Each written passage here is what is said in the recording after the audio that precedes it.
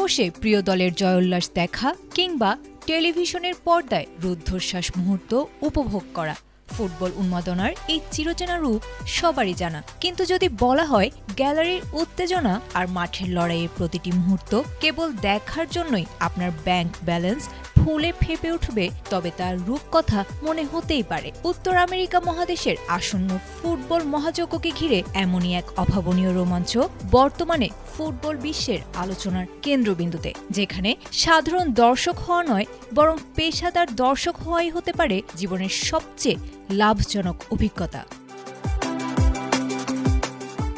Football বিশ্বকাপ মানেই সাধারণত ভক্তদের পকেট থেকে বিশাল অঙ্কের অর্থের খরচ।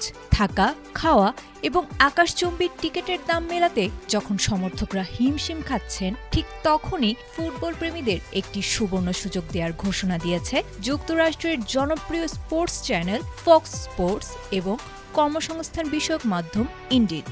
প্রথমবারের মতো প্রতিষ্ঠান দুটি যৌথভাবে নিয়োগ দিচ্ছে চিফ ওয়ার্ল্ড কাপ ওয়াচার বা বিশ্বকাপের প্রধান দর্শক পদে।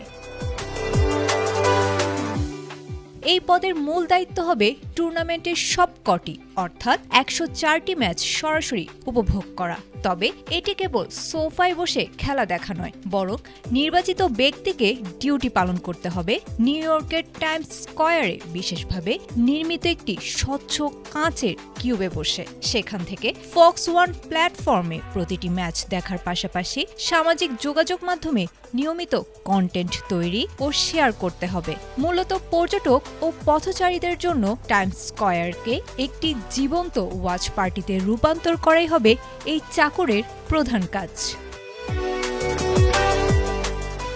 অবিশ্বাস্য এই কাজের বিনিময়ে পারিশ্রমিক হিসেবে মিলবে $৫০,০০০ মার্কিন, যা বাংলাদেশি মুদ্রার প্রায় ৬১ লাখ টাকারও বেশি। বিপুল এই সুযোগের জন্য বেছে নেওয়া হবে মাত্র একজন ভাগ্যবান ফুটবল ভক্তকে।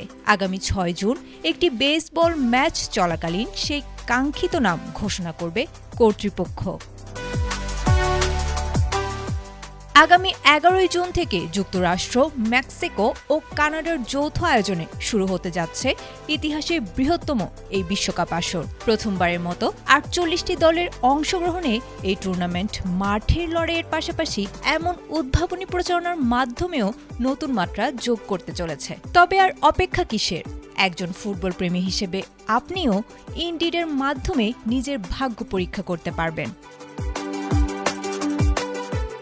আয়েশা আক্তার, এটিএন বাংলা।